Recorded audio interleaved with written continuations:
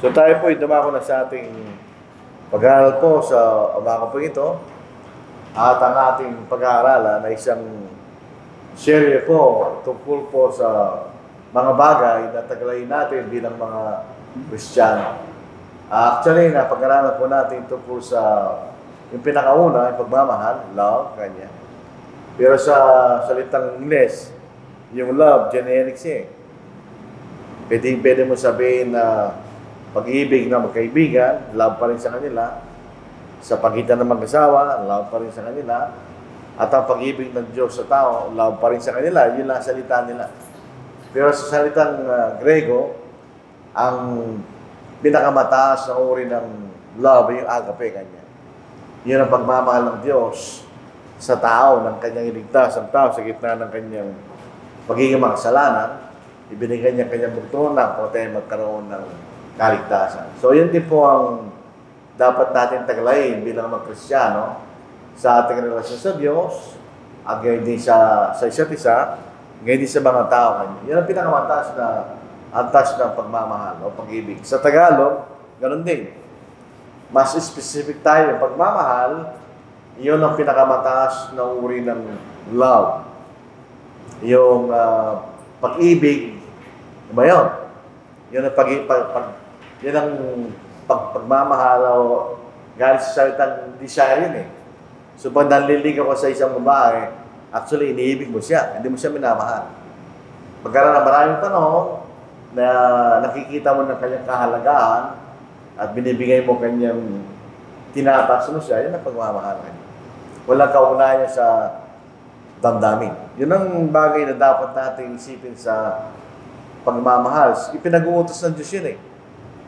Hindi mo pwedeng ipag-utos ang damdaming pagmamahal. Hindi pwede yun. So yung pagmamahal na pinag-uutos ng Diyos, walang kaugnayan sa damdamin nyo. Katulad din ng pagmamahal ng Diyos sa atin, nung ibigay niya kanyang bugtunan na walang kaugnayan sa damdamin nyo. Dahil kung may kaugnayan sa damdamin ng Diyos, ay galit sa atin.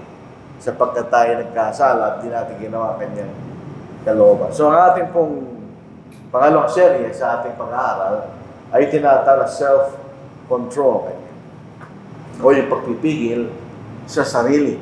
Dito po sa English Standard Version, ito po yung isang bagong revision ng Biblia. Ewan ko ilan ito i-publish. For God gave us a spirit of self-control. Yung salitang spirit, interesting salita po yan. Pag nakikita na sa salitang spirit, hindi ibig sabihin yung ating spirito o yung spirito ng Diyos o ang balang spirito, hindi. Ito yung ibig sabihin, ito yung isang kalagayan kanya ng pagkakaroon ng self-control. So, ginibigyan tayo ng ganong klaseng kalagayan ng Diyos na tayo magkaroon pagpipigil sa ating mga sarili. So, ano po yung self-control? Sa lahat po ng ating pinag-aaralan, kailangan alam natin yung definition na po. Kaya minsan din nagkakaintindihan yung mga tao. Dahil iba yung kahulugan ng isa sa kanyang isip at iba rin yung kahulugan ng isa sa isip niya.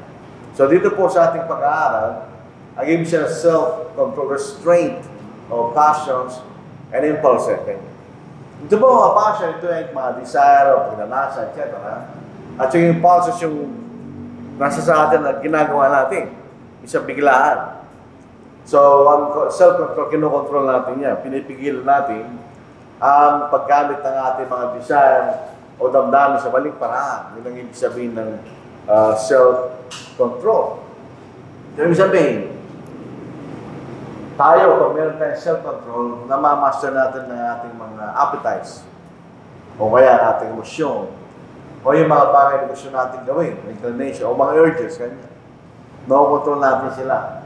At nagagamit natin sa tamang paraan. Yung appetite, okay lang yun eh. Kasi yung mga appetite, pagkain, etc.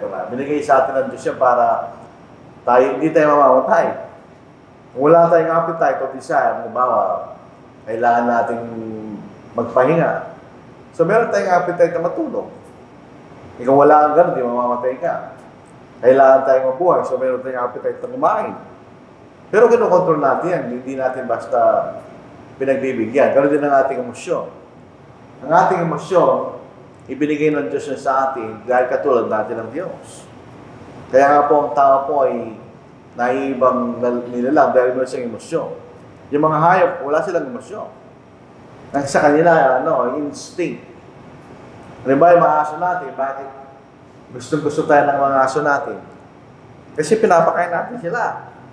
So, ang tingin nila sa atin ay kanilang Panginoon. Kaya sumusunod sila sa atin. Nakukondisyon natin ang ating mga hayop. So, ganun din po yung inclination at mga urges. Inclination, ito yung bagay na malapit sa'yo na gagawin mo kanya. Halimbawa, meron siya inclination na magnakaw kanya. O may inclination na gawin niya ito. So, pag meron tayong self-control, kinokontrol natin yun. So, nagagamit natin sa taong pala.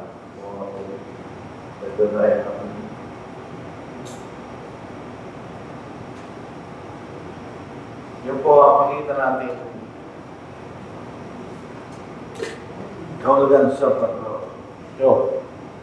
Ibig sabihin, meron tayong appetite, emotion, inclination, urges, natural sa tao yun. Pero pag sinasabi ng Panginoon, kailangan natin silang kontrolin. Gamitin natin sa tamang paraan o ay sa kalooban ng Diyos. Hindi lamang po ito na kahulugan na huwag mong gagawin o abstinence. Pag sinabing abstinence, hindi mo gagawin. Kundi rin, yung mga bagay na pinapayagan na tayo gawin ng Diyos, ginagawa rin natin in moderation ganyan. Sabihin, may mga bagay na pinapayagan tayo ng Diyos, hindi mga kasalanan. Pero sabi nga nila, kung ano man ang sumusobra, hindi maganda. So, kinagamit tayo sa maayos na amount ng paggamit na yun kanya. Halimbawa, hindi na masama yung mag-cellphone. Okay naman yun eh. Kasi yung mga tao walang cellphone ngayon, parang di tao yun. Kasi hindi mo sila makukontak, hindi mo alam kung saan mo sila hanapin. Pero pag ginamit mo yung pag-cellphone na hindi ka na natutulog, hindi maganda yun. So you have to use it in moderation na nakakatulong sa iyo. Katulad, panonood ng TV, wala nang masama doon. Pero in moderation, baka hindi ka na matutulog. Magkakaroon ka rin ng sakit. So yun ang makikita na sa tinatawag na self-control. Tuloy po natin. So ito po ay mahalaga. Ito yung mahalagang kaupugali na dapat tayo tagalayin. Bakit? Pagka tayo po isang atleta, ito sana yung ginagawa ko nung Biyernes nung namatay siya yung laptop, di ko nasindi. Ang isang atleta, bakit sila nakakain nila yung makipag-compete sa ganung paraan? Halimbawa, yung tumatakbo, pag sinubukan mong gawin yun, mapapakot ka, hindi mo kaya gawin. Baka ma-atake ka pa nga eh. Pero bakit siya mga atleta, kaya lang gawin yun? Sabihin, hindi nagagawa, normal na tao yun. Yung nagbubuhat sila, halimbawa, kung ano kaya yung nagbubuhat ka ng weights, bakit nagbubuhat nila yung mabigat na weight na higit sa kailang natural na bigat? Meron silang ginagawa. Sila nagtatraining ganyan. Inaayon nila yung kailang katawan doon sa specific sports na yun. Para pagdating ng competition, mananalo sila. At least makaka-compete sila kung di man sila mananalo. Anong ginagawa ng atleta? Dinidisiplina ang katawan nila. So meron silang ginagawa araw-araw para yung katawan nila yumayon doon sa ginagawa ng sports. Kung tumatakbo ka, tumatakbo araw-araw yan. Meron silang sistema para magawa nila yun. Hindi lang biglang tatakbo ng marami. Siguro sa una-una, tahan-tahan lang hanggang sa bumibilis, hanggang sa dumami. Hanggang sa dating araw talagang magaling ka na doon sa ganong klaseng disiplina ng sports. Kanya. So sa mga Kristiyano, ganon din. So yung mga atleta, dinidisiplina kayo ng katawan, kahit kayo ng isip. Nakikita ko po sa mga Pilipino ngayon, hindi tayo nananalo, wala tayong, hindi maganda yung ating kaisipan. Hindi tayo nag-isip na mananalo ka, so hindi ka mananalo. Wala silang willpower na manalo, kaya natatalo sila. Yung mga ibang bansa, isabihin natin, mahirap na bansa yung Pilipinas, pero may mahirap na bansa, nananalo sila. Bakit tayo? Hindi tayo nananalo. Ang isang Kristiyano mo ng hindi lamang kanyang katawan ang dinidisiplina niya, kundi rin ang kanyang kaisipan. Dito po sa pag-aaral ng natin, halimbawa, pag pinag-aaral natin ng kaluluwa, espiritu at katawan, iba yung kaisipan sa ating utak. Isa nagkakamali tayo na magkapareho, hindi magkapareho yun. Ang ating utak ang kumukontrol sa ating katawan. Kaya pag nag-stroke ka at may tatamaan sa bagay ng utak mo, hindi mo na magagamit yung kinokontrol niya. Pero meron kang isip. Ang ating kaisipan, yan ay hindi material. Kaya hindi mo may paliwanag yan ng mga scientists kung ano ang ating kaisipan. May papaliwanag ng utak, pero hindi ang ating kaisipan. This is 1 Corinthians chapter 9, verse 25, basahin natin. Alam po natin si Pablo ay nabuhay sa isang panahon na naintindihan niya yung kanilang kultura ng mga Grego. Ang mga Grego po ang nagsimula dito mga palaro na ito eh. Actually, yung salitang gymnastics. Ang ibig sabihin niyan, practice naked. Yung mga Grego, pagka sila ay tumatakbo, wala silang damit. Kasi ninyo kayo ng mga rebulto, wala silang damit. Dahil sa kanilang katawan ay maganda. Pero hindi naman tapat mo siya tayo. So, 25. Ang bawat nagkikipaglaban sa mga palaro ay nagpipigil sa sarili sa lahat ng mga bagay. Ginagawa nila yun upang sila ay makatanggap ng isang korona na may pagkasira, ngunit tayo sa walang pagkasira. In other words, inahin ni Pablo, kung itong physical na competition kanya, ginagawa nila ito, lalo sa ating mga Kristiyano kanya. Tingnan nyo, kung sa physical na paligsahan, nagpipigil lang sa sarili sa mga bagay kanya. Eh, yung makukuha nila, ano lang, yung dahon lang eh. Dahon lang nakikuha nila, wala mong gold medal, no. Pero talagang nagpapagod sila, nagpa-practice. Eh, tayo nga ni Pablo, ating corona ay walang pagkasira. Yan ang buno walang ka. So, kung itong mga taong ito nga niya, pinipigil niya ng kailang sarili at ang kailang kaisipan, kung misalnya tayo rin mga Kristiyano, higit na dahil ang ating gantimpala ay higit doon sa kailang gantimpala. So, alam po natin si Pablo, familiar po siya sa mga palaro na ginagamit noon. Dito sa Galatians 5 verse 23, doon po makikita natin, hindi ko alam bakit ang ginamit na salita ng Espiritu Santo ay bunga, singular eh. Pero ito ay binubuo ng maraming bagay. Pag sinabing fruit of the Spirit, hindi naman ito iniisip ng iba na pupunta ang Espiritu Santo sa iyo, tapos malalagay sa iyo mga bagay nito. Hindi nang ibig sabihin ni Pablo. Ang salitang Spirit po nito ay metonymy. Sabihin, binabagit yung Espiritu Santo, pero tinutukoy niya yung salitang galing sa Espiritu Santo. Baka sinabing bunga ng Espiritu Santo, ito yung mapupunta sa atin kapag pinag-aaralan natin ang salita ng Diyos at inuunawa natin kanya. Iyan ang mga bagay na magkakaroon tayo kanya. Dito sa Galatians chapter 5 verse 23, isa na rito sa pagpipigil kanya. Pipasinin ninyo, bunga kanya, singular. Bakit dapat sana mga bunga kanya? Pero bakit bunga lang nakalagay? Dito sa verse 23. Verse 22. Subalit ang bunga ng Espiritu ay pag-ibig, dapat pagmamahal yun. Kagalakan, kapayapaan, pagtsatsaga, kagandahang loob, kabutihan, katapatan, kaaman at pagpipigil sa sarili niya.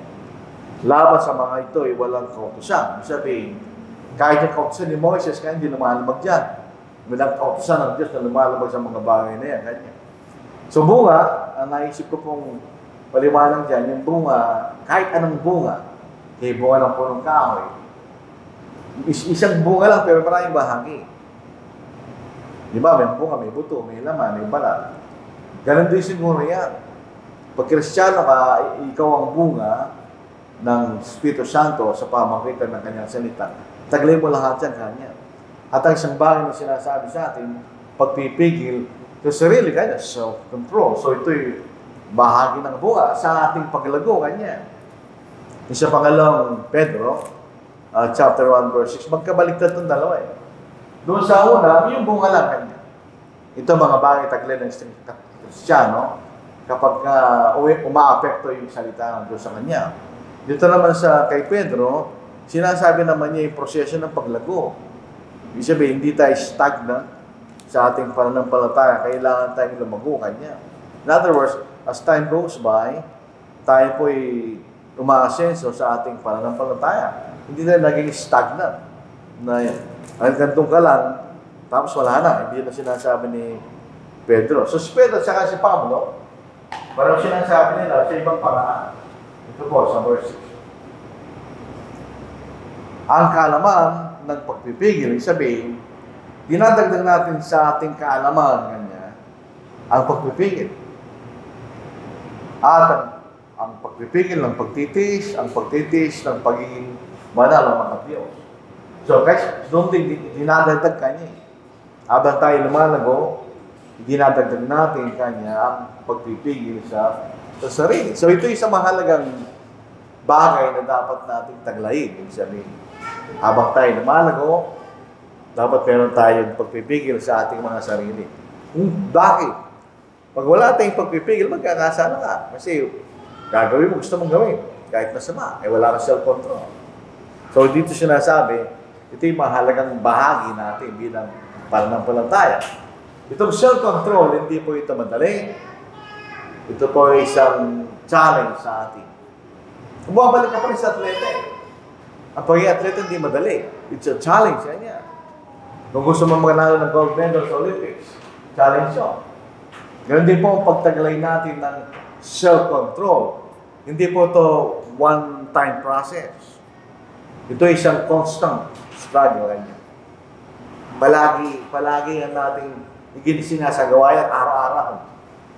Pansinin po natin, sa araw-araw, maraming nangyayari sa atin. Halimbawa, kung kayo magulang, nag-release ka, tapos natutumi yung anak mo. Baka magalit ka, mawala ka sa control mo. Di ba? Kung sa struggle yan. Pag nagtatrabaho, gano'n din. Meron kang kasama sa trabaho na hindi mo matiis. May mga tao gano'n eh. So, sa isang Christian, challenge siya sa araw-araw na meron tayong tinatala self-control. Dito po si Aristotle. Isa po siya sa mga philosopher ng Grego na marunong. Sabi niya, I count him braver, so mas matapang, who overcomes his desires, sarili niya mga pagnanasa, than he who conquers his enemies. Ang sabi ni Aristotle, for the hardest victory is over self. Totoo yun. Ang pinakamayroon kalaban yung sarili mo. Ang sabi ni Aristotle, mas matapang ka kanya kung kaya mong mananalo ka sa iyong sarili kaysa manalo sa mga kaaway mo. Kasi manalo ka sa kaaway mo, standard yun eh. Kung may kaaway ka, lang manalo ka eh. Pero sa sarili mo kanya, yun ang pinakamahirap na labanan. Itong sinasabi ni Aristotle, ano po? So, sa amang Kristiyano, ang advantage natin, meron tayong katulog, yun ang Diyos. So, pag tayo mananalain, humingi tayo ng tulong sa Diyos. At saka yung persistence. Hindi tayo tumitigil kanya. Hindi tayo tumitigil. At nilalagay natin ang ating sarili sa isang pagkakataon na hindi ka matutok sa magkasala. Kasi kung minsan kahit ayaw mo, pag hindi mo binibigyan pansin yung mga sitwasyon na kung nasaan ka, minsan magkakasala ka pa rin. Tingnan yung mga politiko sa Pilipinas. Maraming politiko magsisimula sila honest. Gusto nilang maglingkod sa kanilang pamahala, sa kanilang mga kababayan. Pero marating sila sa sitwasyon na lumalapit ito sa kanila. Siyempre, nagsabi niya, po siya akong binibigyan. Ang mangyayari dyan, magiging corrupt sila. So, hindi natin nilalagay ang ating sarili sa isang instruksyon na magbibigay ng pagkakataon na kayo magkasala. Doon sa 1 Corinthians 15, verse 33, nasayan po natin. Interesting po ito talatang ito eh. Bakit kanyo? Ang pinag-uusapan dito pagkabuhin ng maguli. Yung mga taga-Korinto, may ilan sa mga taga-Korinto naniniwala, wala nang pagkabuhin ng maguli. Bakit sinabi ito ni Pablo? Kasi na sa verse 33. Di ba ito po sa mga kaibigan? Huwag kayo padaya. Ang masasamang kasamahan ay sumisira na magandang ugali. Bakit sinabi ni Pablo yan? Kasi pag ikaw palaging, pag ito in-apply natin sa context na pinag-uusapan, doon sa Korinto, kanya, kapag kayo kasama mo ay naniniwala na walang pagkabuhin na maguli, palagi mo silang kasama kanya, nilalagay mo sarili mo sa isang sitwasyon, baka dating araw, ganun paniniwala mo kanya. Kailangan ka umiwalay, sabi ni Pablo, sa mga taong nagtuturo ng ganung maling aral. Kahit sa ating mga kaibigan, ganun din. Kapag kaibigan mo, gano'n sila, maging gano'n ka rin. Kasi nilalagay mo ang sitwasyon na sa isang pagkakataon na magagawa mo yun. Siyempre, kung kaibigan mo yung mga yun, kasama mo sila palagi, o gawin natin ito kanya. So, pinipili na natin ang ating mga kaibigan na hindi tayo magko-compromise sa magkasala. Kung kita ay pumunta sa isang lugar na pwede ka magkasala, iwasan natin yun. So, sabihin, meron itong kaparaanan, hindi ito automatic. Sabihin, okay, bukas meron akong self-control, di ganun yun. Meron kang nilalagay mo sa sarili mo yun.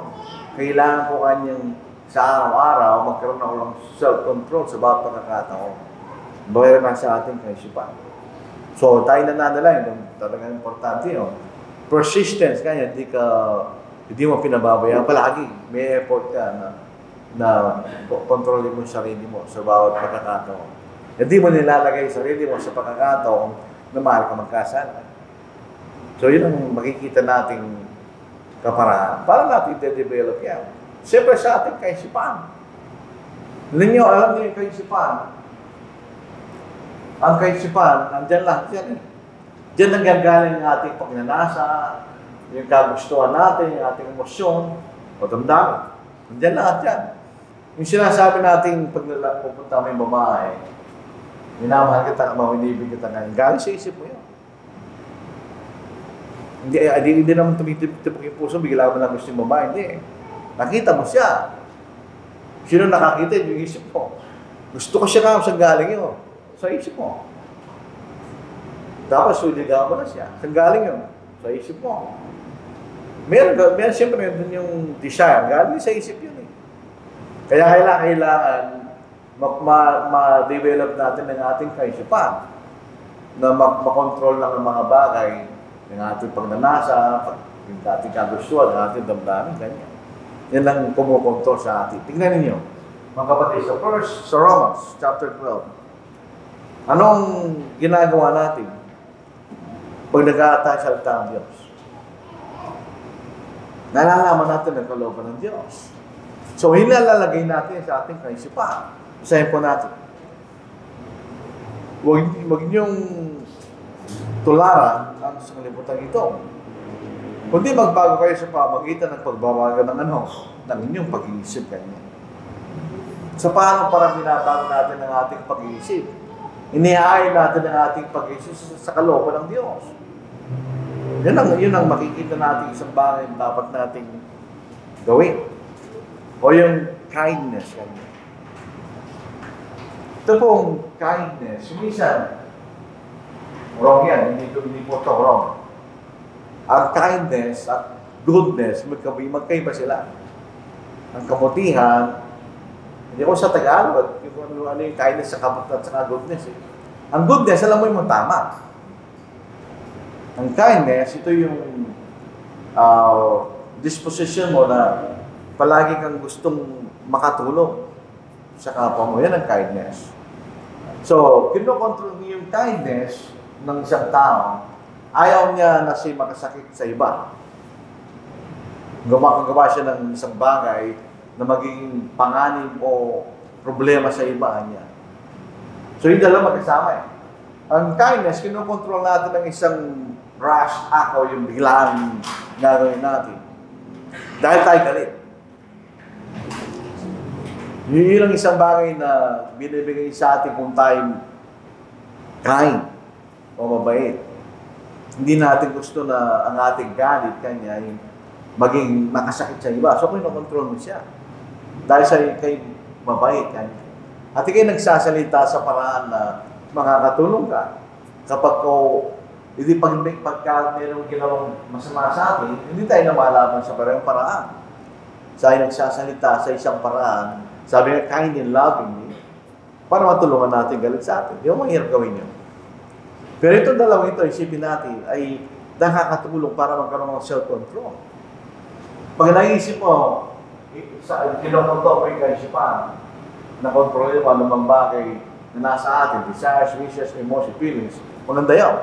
Dahil kung galit mo, control mo, nandun sa iyo kaisipan. Kung ikaw'y mabait, ganoon din.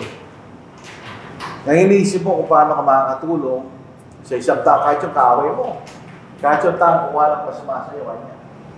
Sa natural na kalakaran ng sanglibutan, pagka nagalit ka, ay galit talaga, marami tayong nakikita. Binaril niya yung tao ba? Sa galit niya. Bisa nagbumura ka kanya. Ginalit niya kanya. Isang libutan niyo. Pero dito sa ating pinag-aaralan, magkaiba tayo sa kanila. Kaya nga, kung babalik tayo doon sa nangunang chart, it's a challenge kanya. Hindi madaling gawin. Kung sabihin ng Panginoon, mahalin mo kaamo kanya, hindi madaling gawin yun. Pero, yun ay utos sa atin ng Panginoon. So, nasa ating, titingnan niyo yung dalawang ito, meron silang relationship sa isa't isa. Makakatulong sa ating pag-develop ng pagpipigil sa sarili. So, yung ating kaisipan at pakiging mabait. Si Pablo, sa kanyang pagsusulat, naglagay siya ng diin sa pagkakaroon ng self-control. Sabi po natin. Likewise, also that women should adorn themselves in respectable apparel with modesty and self-control. Di ba ang problema ng mga babae? Hindi masyad sa lalaki. Kami mga lalaki, ako as far as I'm concerned, basta malinis, at okay na. Sa babae, hindi. Kahit sa kultura, iba yung babae sa lalaki as far as sa ganitong bagay ito nag-uusapan.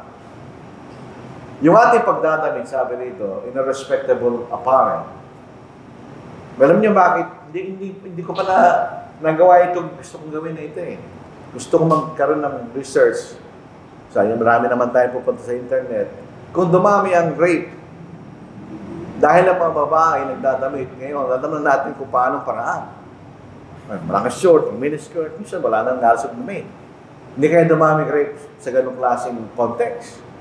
Kumpara nung panahon ng mga 1901, 1902, ang ahaba ng damit ng mga babae. Pero wala silang panloob, hindi pa uso yung underwear noon eh. Automatic na yun. Ano yung depresya kaya doon sa bilang ng mga rape ngayon at saka noon? Kung wala kang makikita eh. Hindi mo makikita yung legs ng babae. Wala kang makikita, nakatago lahat. Ngayon wala nang nakatago. Pero sa mga Kristiyano kanya, in a respectable apparel. Gusto mo igalang ka ng babae, ng mga lalaki, magdamit ka ng gagalang-galang.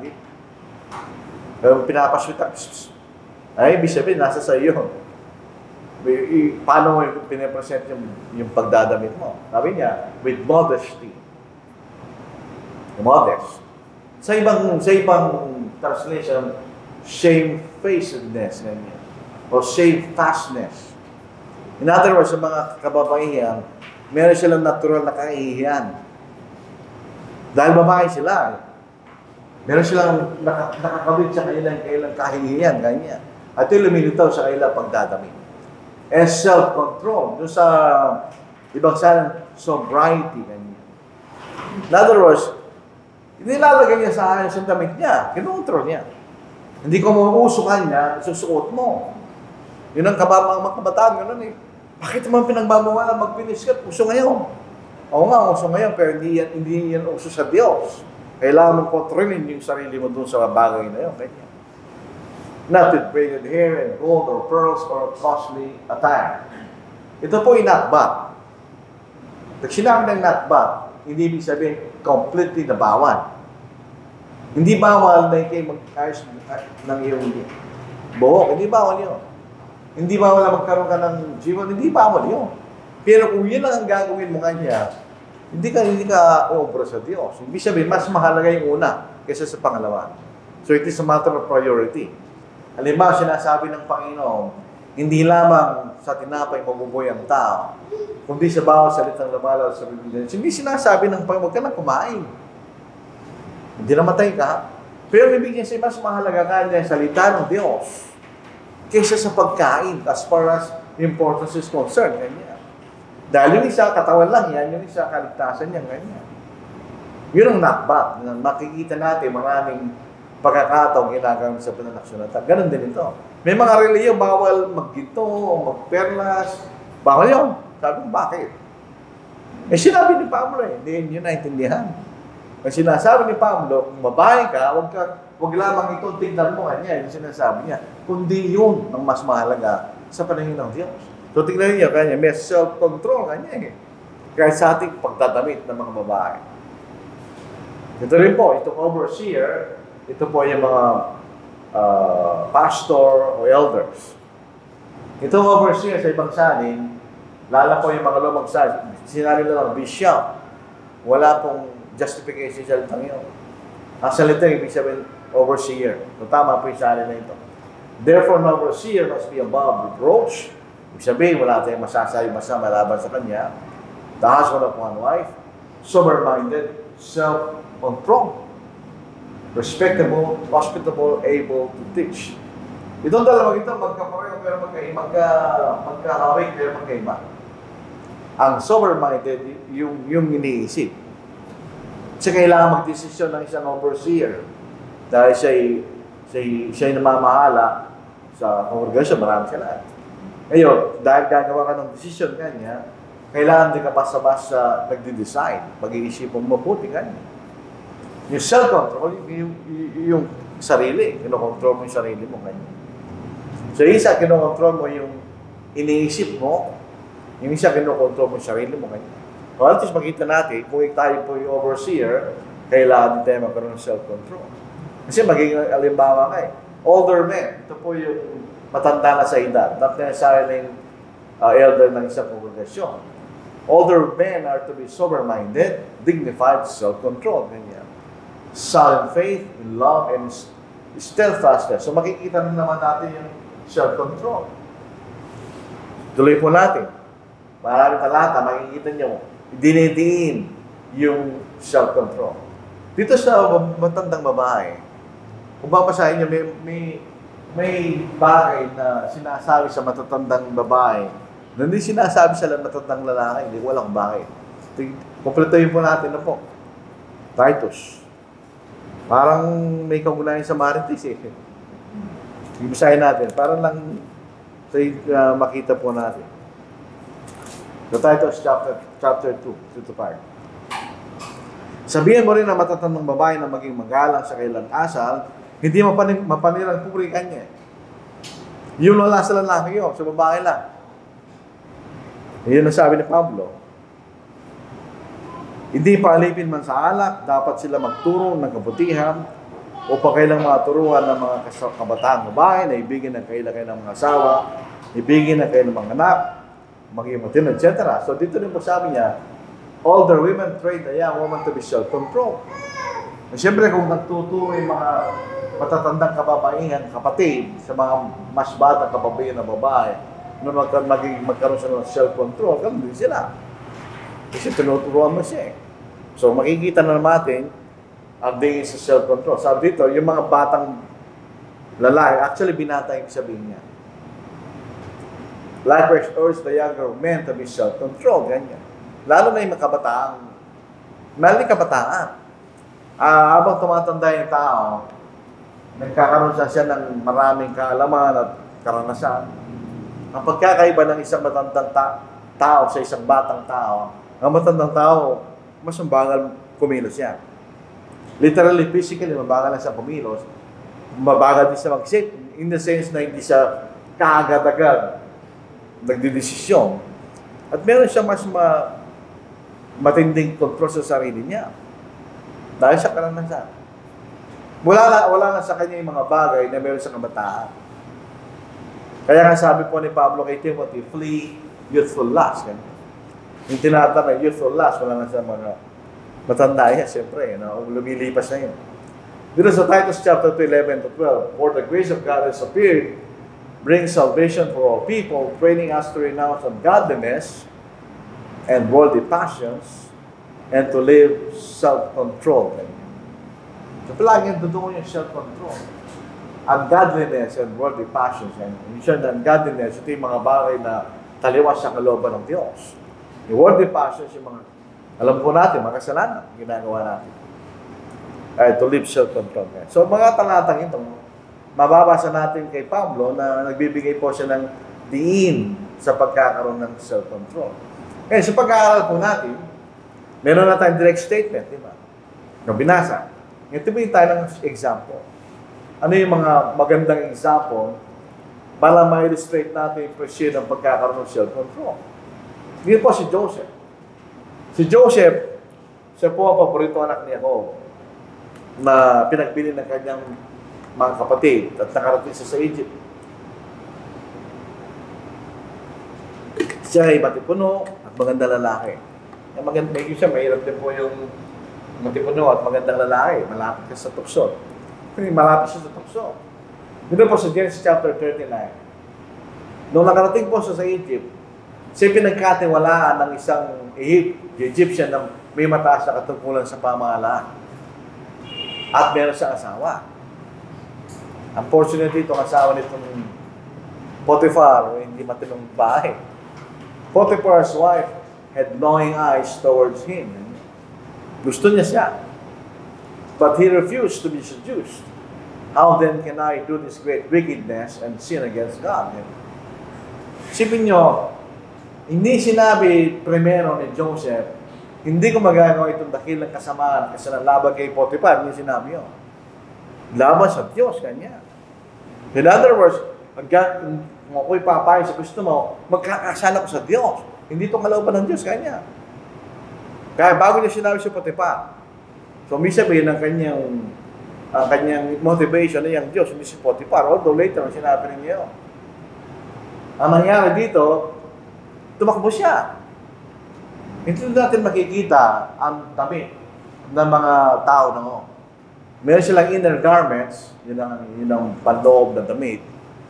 At yung outer garment, yun ang palabas na damit. Pag tinanggal mo yung outer garments, may nakapreso.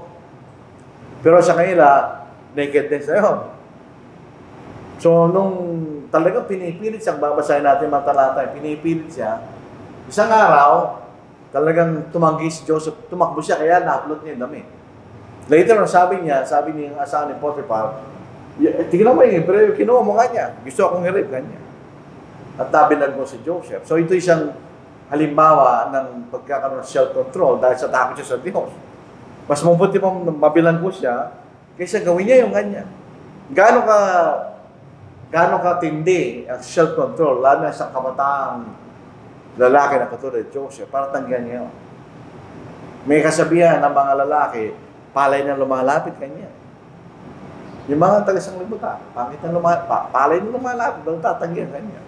Marami nagsasabi ng gano'n, pero hindi ginawa ni Joseph. Meron siyang self-control kanya. Tingin po tayo, si David. Si David, nung siya, nagkaroon po ng pagkakataon, si Saul nagkasala siya. Ang utos sa kanya ng Diyos, patay mo lahat ng taga-Melisita kanya. Wala kang ititira. Kahit yung mga bata, yung mga sumususo, yung mga babae, mga lalaki, kailang mga hayop, pati ng kailang hari, patay mo lahat kanya. Dahil nagkasala itong lahi ng mga Amalekita, nung ang Israel ay lumalabas palabas sa Egypto, parang naging balakid sila laban sa Israel. Kanya. So, gumanti ang Diyos. Kailangan kong patayin ng mga taga-Melisita. Unfortunately, si Saul niya ginawa. Tinira niya yung hari, nagtira siya ng mga hayop na sabi niya, at sabi ng bayan, iahin natin sa Gilgal kanya. Ang sabi ni Samuel, hindi yan ang utos ng Diyos. Sa pagkakataon na ito kanya, ang yung pagnanasang mag-sacrifice, hindi ko gusto ng Diyos. So, siya po tinanggal ng Diyos bilang hari at ang pinili niya si David. So, dito basahin natin.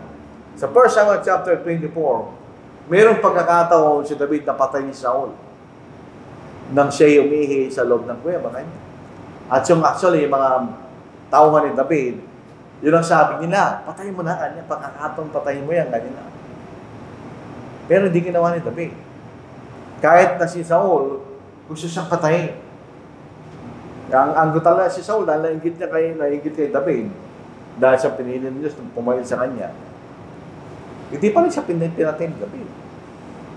Dahil meron siyang self-control. Alam ko, hindi tama kanya. Ganon din po ang mangyayari sa 1 Samuel chapter 26. So ito siyang pong magandang halimbawa ng self-control. Kung ordinary mga tao yan, pinatay na niya. Kalaban ko yan, patay na natin, kanya. Kaya hindi ginawa ni David, dahil alam niya yung kasalanan. Kaya meron siyang matinding pagpipigil sa kanyang sarili. Si Daniel. Si Daniel po ay isang kabataan, siya po yung mga teenager, nung siya naging kinuwang mula sa Jerusalem patungo sa Babylon. Kaya after 70 years, si Daniel, matanda na siya. Mga 80 plus na siya after 70 years. Ngayon, itong si Daniel, sila yung matalino silang mga bata. May utos ang hari, si Nebuchadnezzar, na kumakain nila yung pagkain ng hari. Si Nebuchadnezzar ay isang Gentile. Si Daniel ay isang Hudyo, meron silang sariling pagkain na inutos ng Panginoon. So inutos na sila ni Nebuchadnezzar na kainin nila yung kinakain, hindi pumain si Daniel. Ang sabi niya ni Daniel, bibigyan tayo ng kaso doon sa nabibigay ng pagkain. Kakainin mo yung iba ng pagkain ng hari. Pakainin mo kami, 4 sila, ng pagkain namin. At tingnan natin, pagkaraan ng 10 araw, kung sino ang mas mabuti tignan, ganyan. Pero hindi siya natokso. Measure control. Alam niya, ito'y kasalanan sa Diyos. So, pinigilan niyang gawin niya. Kasama ng kanyang 3 kaibigan, so ito si Daniel. Si Stephen. Si Stephen po'y pinatay. Pinatay siya dahil nangaral siya, katulad sa Acts chapter 2. Sa Acts chapter 2, ang turo na tinuro ni Pedro at 11, itong si Jesus na yung pinako sa krus kanya. So, merong akusasyon ay ginawa ang Panginoon at presyo ng Diyos kanya. Hindi siya pinatay. Ganong mensahe din ang tinuro ni Stephen. Pinatay niyo kanya, anak ng Diyos. Pero dito, unfortunately, pinatay siya. Tingnan niyo. Sa Acts 7, yung reaction ng mga Hudyo, galit na galit eh. Nangirit kanilang ngipin kanya, galit na galit sila. So, dinala si Stephen sa labas ng syudad at pinato siya. Iyan ang kautusan ni Moises. Pag ang isang tao ay natagpuan na nagkasala sa 2-3 saksi at least. Ang gagawin nila, dadalhin nila yung tao niya sa labas at babatuhin nila. So, yun ang ginawa nila kay Stephen. Tapos yun yung kanyang self-control. Habang siya binabato, at alas na mamatay na siya nanalangin sa Panginoon. Ang sabi niya, Lord, do not charge them with this sin. Ganyan. Sabihin, nasasaktan siya eh. Kung siya natural na kalakaran ng tao, ay sisigaw na yun, baka pag pumurahin niya magbabato sa kanya, di ba? So, hindi na ginawa kanya. Panginoon kanya, huwag mo siya i-charge ang kasalanan ito sa kanya na kanya. So, yung kita natin ng kanyang self-control. Hindi po tayo magtatapos. Sino ang pinakamabuting halimbawa? Siyempre, ang ating Panginoon. Ang ating Panginoon, sa maraming pagkakataon, siya tinutokso, sinusubukan ng mga Hudyo para magkasala. Pero pag nagtatanong sila, hindi sila nagtatanong para malaman nila sagot. Nagtatanong sila para magkaroon sila ng pagkakataon na meron silang masasabi lamang sa ating Panginoon. Pero ang ating Panginoon, palaging ginagawa niya kung anong kalooban ng kanyang Ama.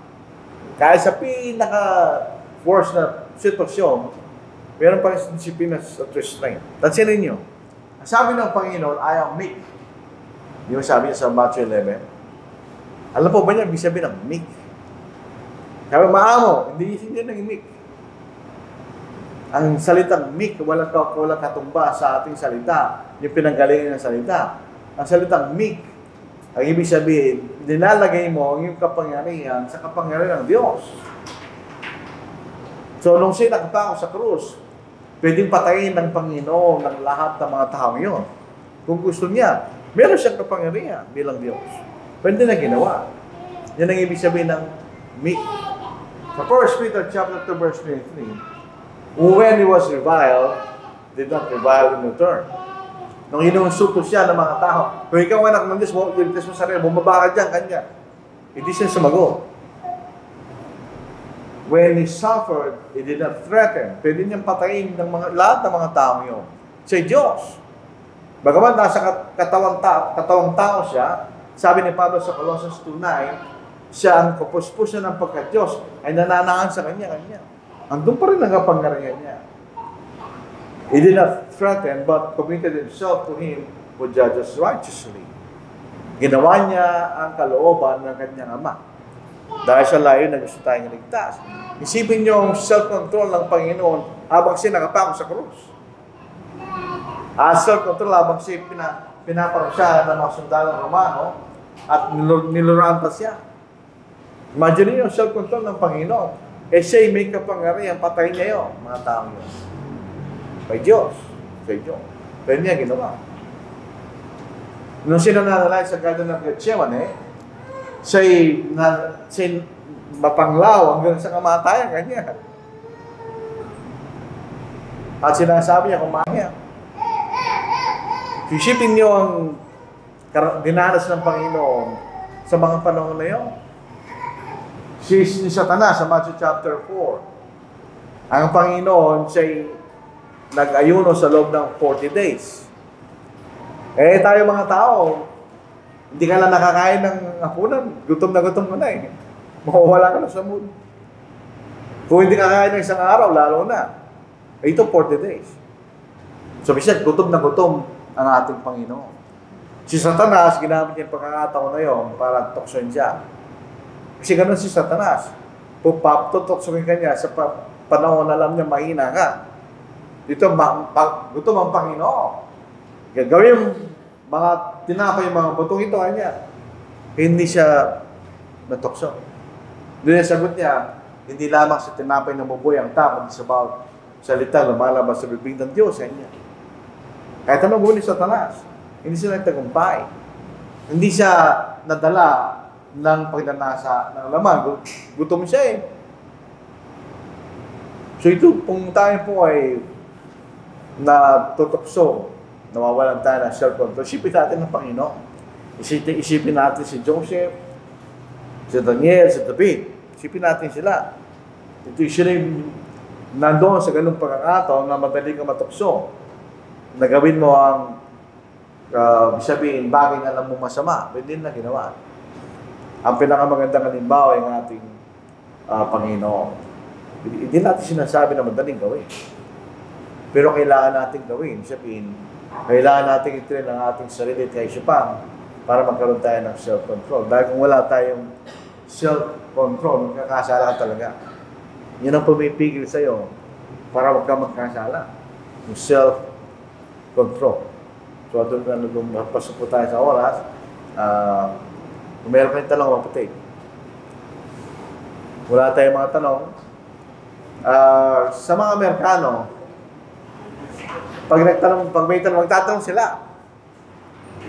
Sa mga Pilipino, hindi. Pagtapos na yung pagtatanong, doon sila nagtatanong, yun ang ugali natin. Pero kung wala po tayong tanong, maraming salamat po sa inyong pakikinig sa salita po ng Diyos. Itutuloy na lang po natin sa susunod na linggo itong bagay na ito. Maraming salamat po mga kapatid.